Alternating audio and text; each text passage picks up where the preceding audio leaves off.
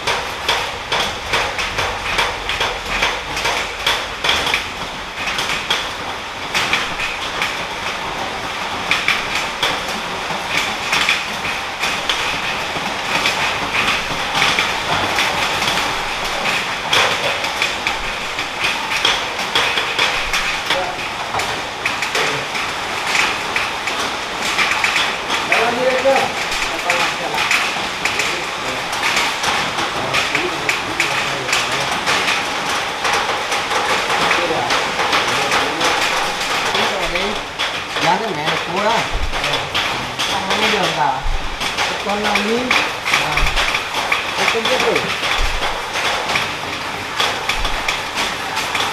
trời mưa này cá làm được cái gì nhỉ không vào này chắc phải nếu nó vào làm cái túi đấy để bắt mấy con vịt nó vào luôn thì lắp cái camera mới rồi.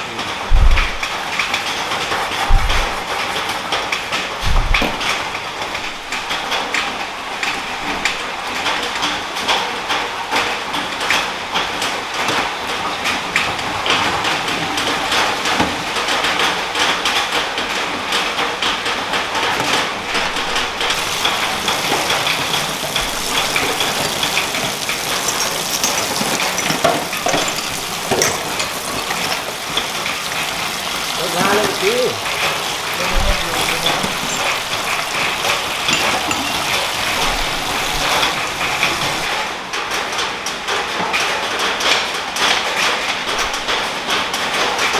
đây là đồ ăn đấy này đi làm không làm đi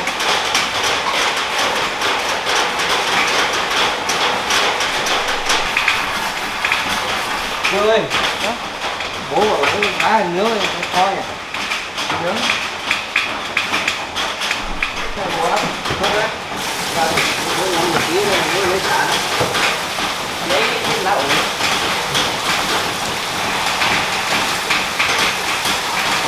bố làm ở đây đó làm cái làng đấy đấy vâng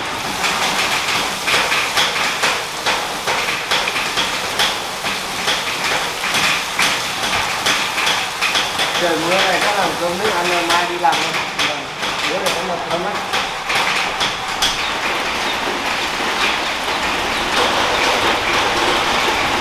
trời như tí này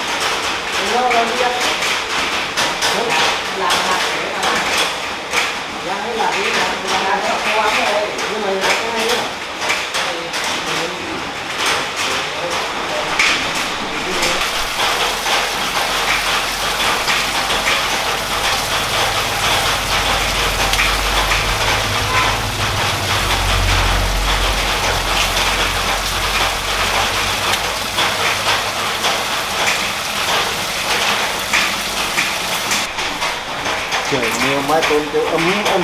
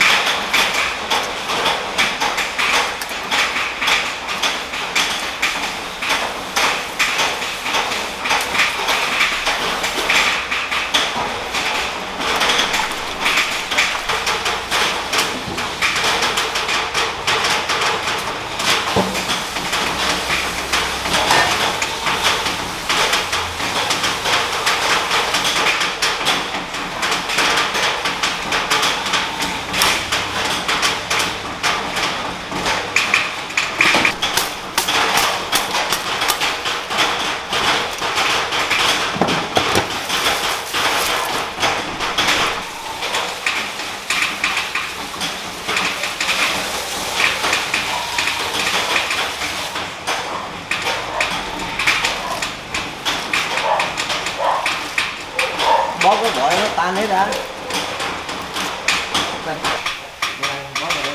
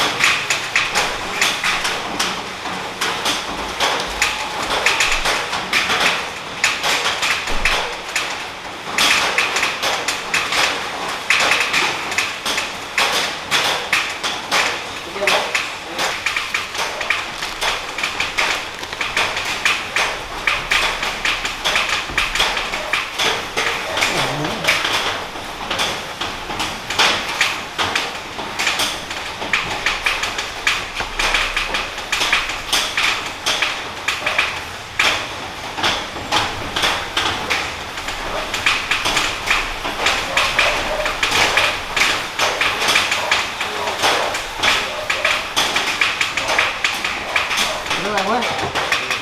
Tôi tắt đi ra, muốn bỏ cái này cho nó tắt ra đi. Tắt ra không ngon đâu.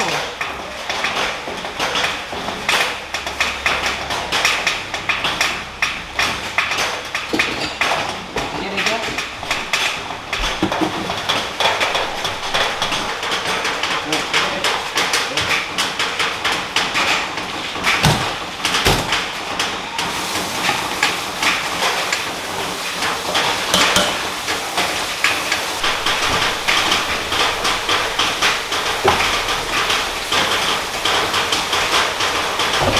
Ô được rồi bố ơi. Được rồi. Làm cái đặt nào cho nó cứng tí cái giá rồi. Đây rồi. Giá cho nó cứng lên, cứng lên cho em. Từ từ. Chừng ấm hết đâu.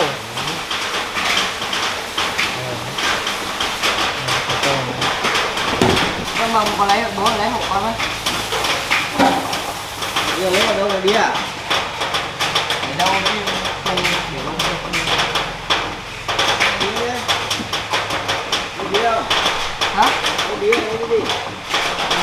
Ngon mà.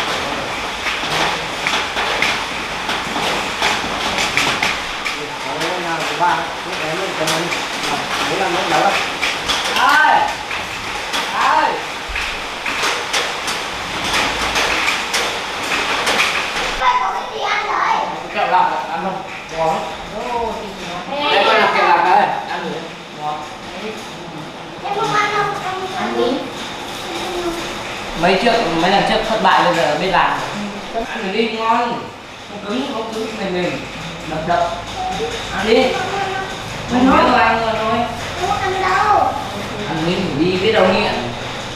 Ăn một miếng đi. Ăn đi, ăn một miếng. Ăn đâu. Ngon mà. Ngon mà. Ăn đâu. Đó, cho miếng cái này.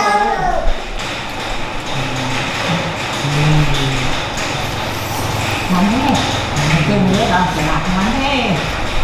Đấy, cho ăn đi. Đấy. Mắm hả? Làm món cho con đi. Ngon. Ngon. Ngon. Ngon hả? Ngọt nhỉ. Ngon. Giống một tí thôi. Đây ngọt này, cái này ngọt nhất này. Ăn gì con? Thì Ngân bảo đắng, Ngân bảo đắng thì anh cho ngọt nè. Mua từ xe. Cái chỗ đường dưới đó Nó nè. cho nó ăn uống rồi. Lúc đầu kia đấy ăn nó không nghiện.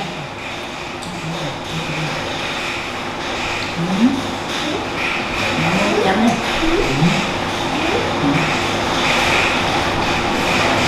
Đủ nước. Mà vậy ăn kiếm nó rồi đấy. Đấy, được không? Được không hả? 15 triệu.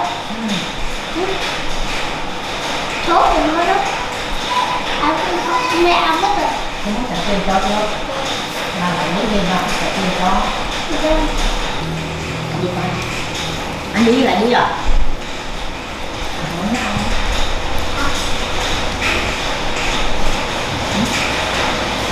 Cái mắt rồi về với phụ.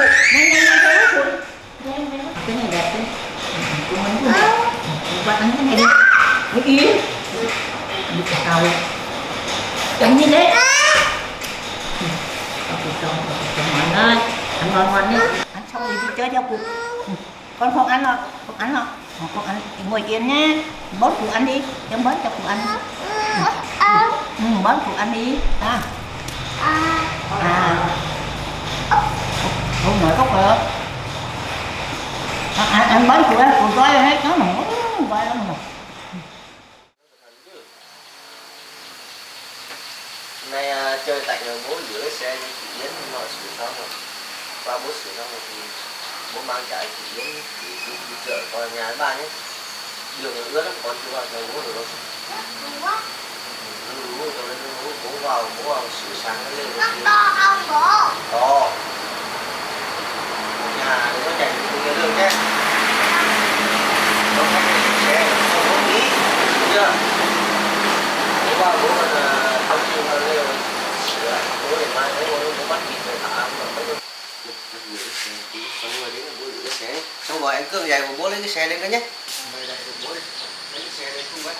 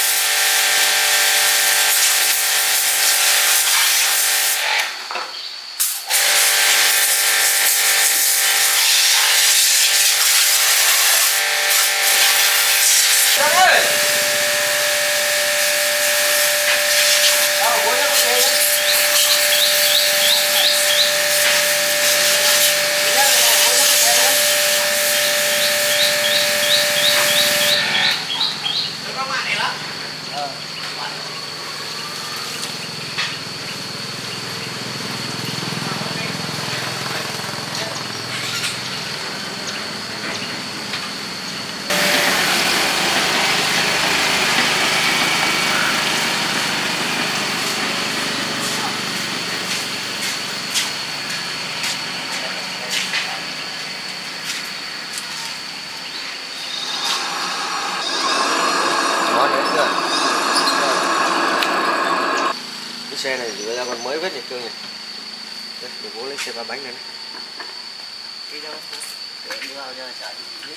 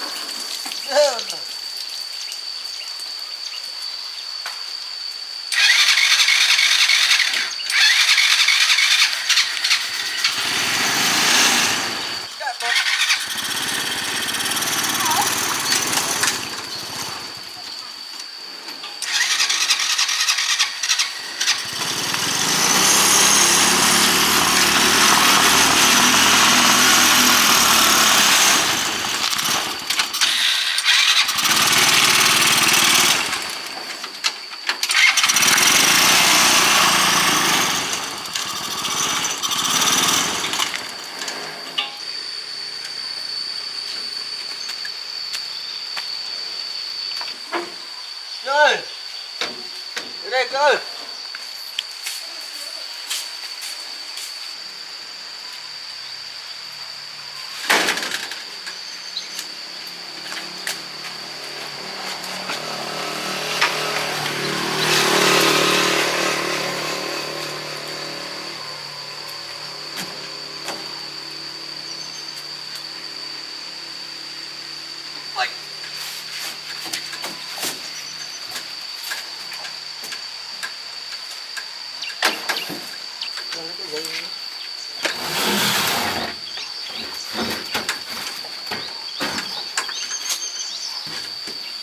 Xong rồi bố đi vào lều nhé. Con ở nhà nhé. Rửa mấy cái bát nữa nhé.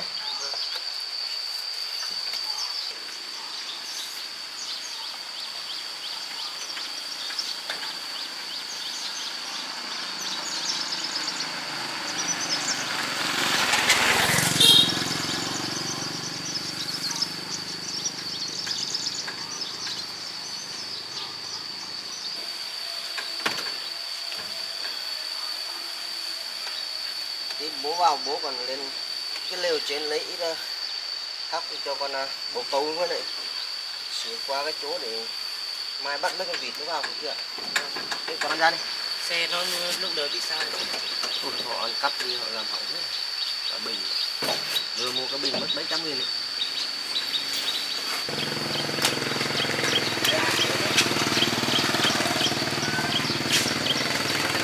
Nhưng mà bố xanh một túi này luôn. Cái này là lấy cho con một con nhà mình.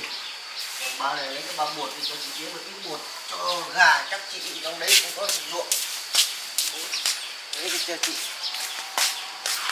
Được chưa?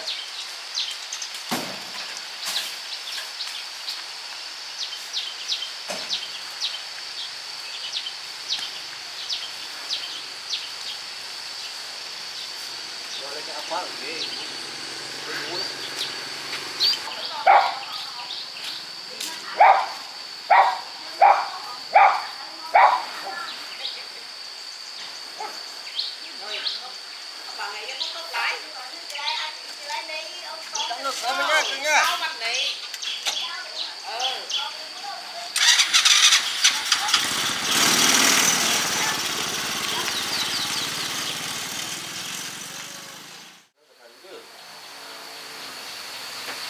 Nay chơi tại nhà bố giữa xe như chị Yến mà sửa xong rồi.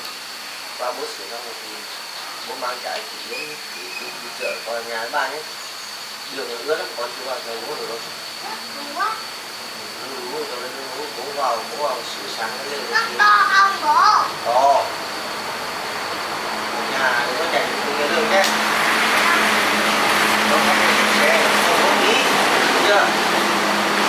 Bố vào bố còn không chịu vào lều sửa. Bố để mai thấy bố bắt vịt về thả.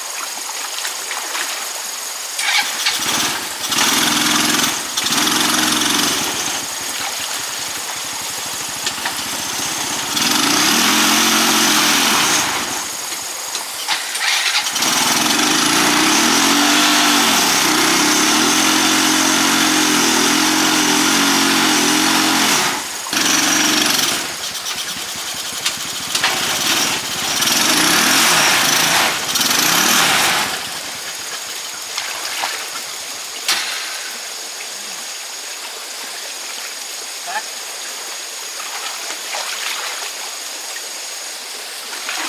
Như muối bỏ biển.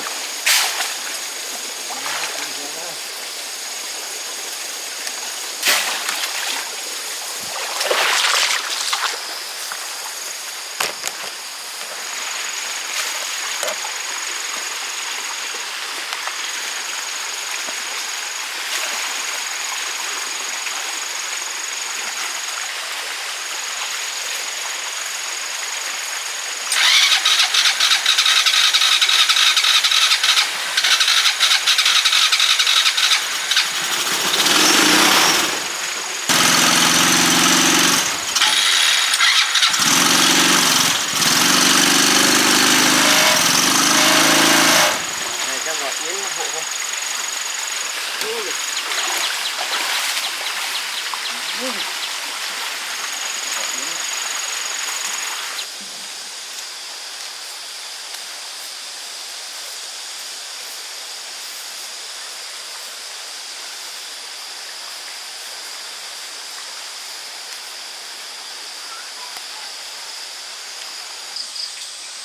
Mày quá. Yến ơi, Dạ. làm gì đây? Cháu đang dọn dẹp nhà một tí. À, bác bảo lấy cái xe điện mà cho, nhưng mà trở về đến suối này nó mắc kẹt rồi, xem hai bà cháu bác đẩy một tí. Nó vào đây hả bác? Ừ, Thế Yến sao hộ bác đi Yến ơi? nó mưa quá nó lún nó không lên được. Ra của bác đẩy một tí. Đang ngủ nhỉ? À, ông Bác chở xe ra biển vào tận đây rồi hả? trở vào xong là nó lún quá cái suối ấy. Bác đẩy một tí. Cháu đang bảo không phải đây đâu. Đây này, về đây suối này nó mưa quá. Đổ nước to. Ôi, thế để bác mau cứ để cái giấy ra nó lấy được mà bác còn để mất tóc. Nó không có xe đi.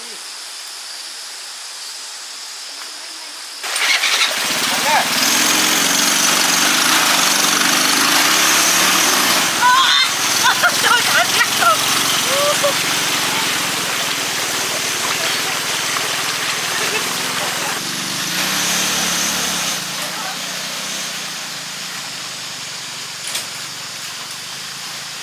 Cái này được như này. Để bác lấy cho ít bột vào, bảo là sợ đây không có bột cho gà con lợn đấy. Này, lấy vào đi, lấy cái bột này vào trước đi. Không cho, không cho. Để bác để xe đấy. Cái này là cái gì vậy bác? Đấy, cái này thì tôi lấy cho con chim ở trên lều trên kia ấy. Có mấy con vịt ở đấy lấy, nhưng mà nó có mấy Họ con ăn vịt cắp hả bác? nó ăn cắp hết rồi. Ôi, Thế là sao còn mấy mà- con bồ câu tí nó ít thóc cho nó, xong là thì thả đấy, bảo cho nó to to, thế là lấy. Chắc là hôm nay đi lại sửa sang cái chỗ để bắt thêm vịt thôi. Nuôi trong ở chỗ lều bác này nó cái con nước hơn ở nhà. Ừ, trong đấy nước nó sạch với lại. Riêng ra kiểu gì lắm.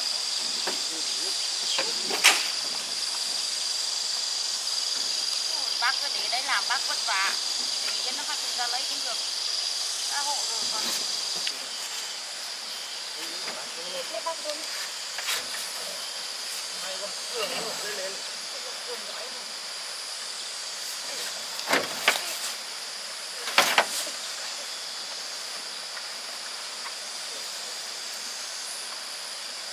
Cầm thế nào bác?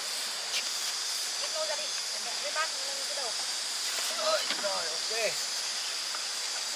Sao vậy cái bột này rắp rồi nó đi đấy. Bác sửa hết bao nhiêu tiền đấy bác? Vào đi nắng không? Này, cháu lấy bác đi. Bác nắng ngắp gì nữa.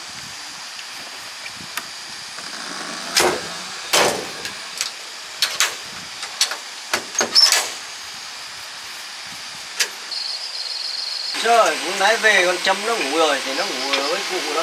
Mai chiều lúc nào qua lấy đón nó rồi ra đón. Nó không chịu về hôm qua cho nó ở đấy, nó đòi ở đấy chơi nhưng mà con cá này lấy về làm gì đó nhỉ? bác nước cháu ấy, cháu bảo láng lại cái chỗ trước mặt đấy hôm qua cũng lãng rồi, còn chờ sang mai để xem nếu là làm gì cháu làm hết. Cát ở đây bây giờ mưa nhiều cát lắm. Bây giờ nó trôi về đây nhiều lắm, không phải lên tận tít trên đấy nữa. Hướng thì sao? Có mỗi nước nó cũng tràn lên vào cái ấy đây thôi Phan. Nhưng mà sợ cái đồi lở thôi. Rồi ở đấy nó xa không sao đâu mà. nhưng mà nó ụp xuống một phát thì như cũng sợ đấy bác ạ. Không về đến đây đâu. Sợ lắm. Đi ông Treo. Con mới ở đấy về thôi. Không gặp ông thôi. Này nó theo đó, nó theo đó. Ăn đi đây con này. Thế ở này ông chồng có về nhà chưa? Đi làm về nhà chưa? Ông nọ bảo đi ra của cái xe cho Yến nhưng mà bảo bác lấy rồi thế là ông lại về. Hôm qua Yến tôi đi ra ngoài về thấy Yến bảo là ông về ông hộ Yến lã cái nền này. Thế à? Tí nữa ông đi về. Thế ông bây giờ ông đi ở công trình à? Tôi chẳng quan tâm, tôi vẫn chưa thể tha thứ cho ông ấy được. Tôi vẫn tôi có thể nói chuyện với đâu. Thôi vợ chồng có gì từ từ bảo nhau. Gì là từ từ bảo nhau xem thế nào. Tôi không tha thứ được bác ạ, tại vì ông lừa dối tôi nhiều lắm rồi, bán cả nhà rồi là về xong còn lừa lọc tôi nhiều nữa, tôi bây giờ tôi không tin tưởng nữa rồi. Đâu ông là nó có khó riêng của ông. Chẳng có cái khó gì, cô gái gú rồi. Bác ơi, cái xe của cháu bác sửa cho bao nhiêu ạ? Hôm nọ nó đi xong là nó làm bật ra, nó ăn cắp từ một cái bình, thế rồi bác mua cho cái bình mới, bác lắp vào cho rồi. Thế biết bao nhiêu bác để cháu gửi lại bác? Thôi, đấy bác không lấy đâu, bác thay hộ rồi. Mà bác cũng mất tiền mua bình nữa. Nó cũng chả đáng bao nhiêu đâu. Để mà ở nhà mà ấy bác cũng có làm đâu mà bác cứ cho suốt vậy, cho cháu nó suốt. Tôi ở đây sợ cái Yến ở đây mưa gió này nó không có một lợn, thế ở nhà có mấy đập thì tôi đập cho một ít mang vào cho. Mà 2 con lợn bây giờ lớn lắm chưa? To lắm rồi bác ạ, đây thì bác ra xem đi. Xem 2 con lợn đi. To lắm. Này ở đây chơi nhé, nắng lắm, ông này xem lợn rồi. Hello. Hello. Ê, bác ấy. Ý, cờ bom. Ý. Đâu đấy? Vâng, tôi thì sáng tôi ném xuống cho nó với cám lợn đi. Tôi muốn lần nấu là tôi lại múc xuống cho nó ăn một ít. Nó mới lớn nhanh. Đấy, thời gian nó to là Ăn gì được không quá có nhỉ thuốc bác nhỉ? ăn ấy gì. Tôi đi xem con lợn đấy, xong tôi còn đi việc cái này. Đấy, con lợn nó lớn mà bác. Xong.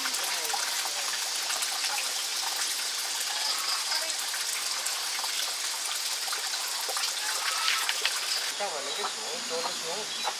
Lấy cái xuống đào nó trốn nó xuống được không?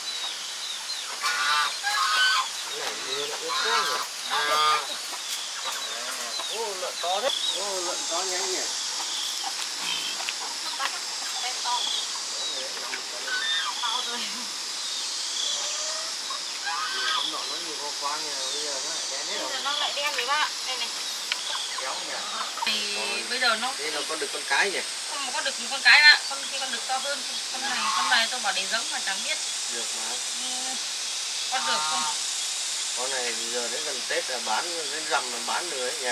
Nhưng mà còn bé quá tôi bảo để nuôi to con đực này. Nuôi tầm tạ đi. Cái này sắp ấy rồi, sắp hơn rồi. Con này hả bác? Con này con cái mà. Con này mới con đực. Con này được 50 cân chưa bác? Được rồi đấy. Con được nhìn đẹp này. Ăn rau. Có khi tôi về tôi tranh thủ đi vào vườn tôi xem tí đấy, dọn dẹp tí đấy. Vâng. Thế để đó Thôi không lấy đâu, tôi không lấy đâu.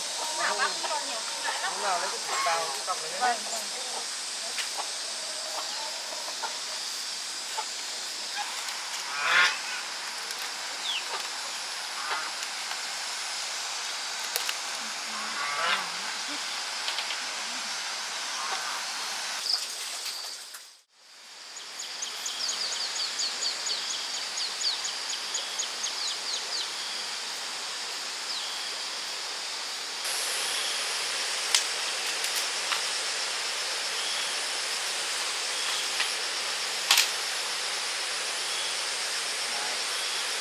Hết cái này thì bù lại kìa.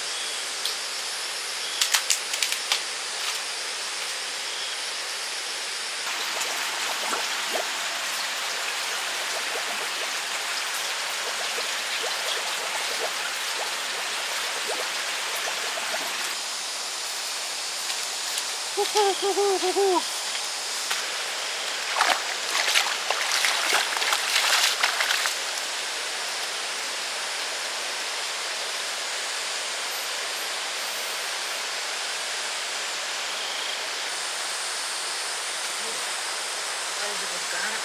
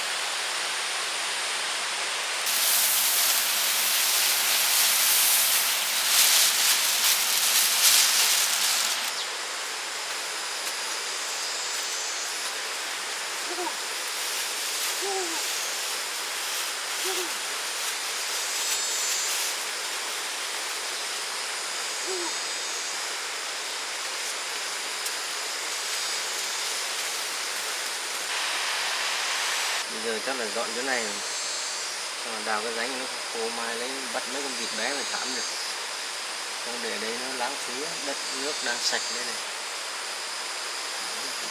Dọn lắm.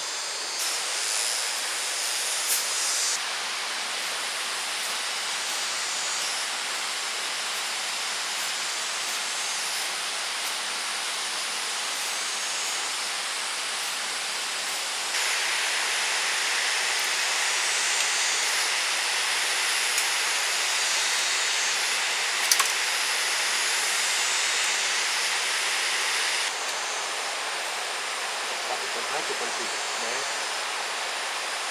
lần rãnh nước này.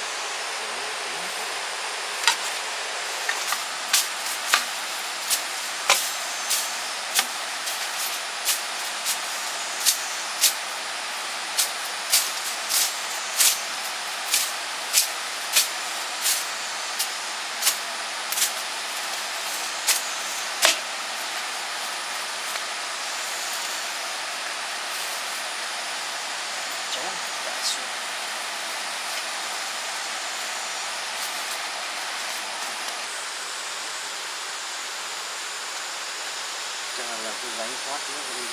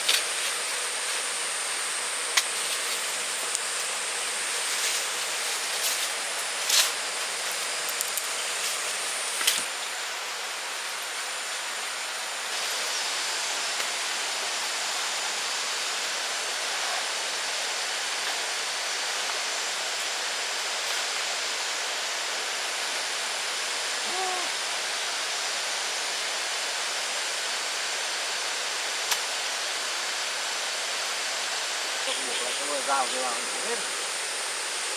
Cái rào phát qua nó không được.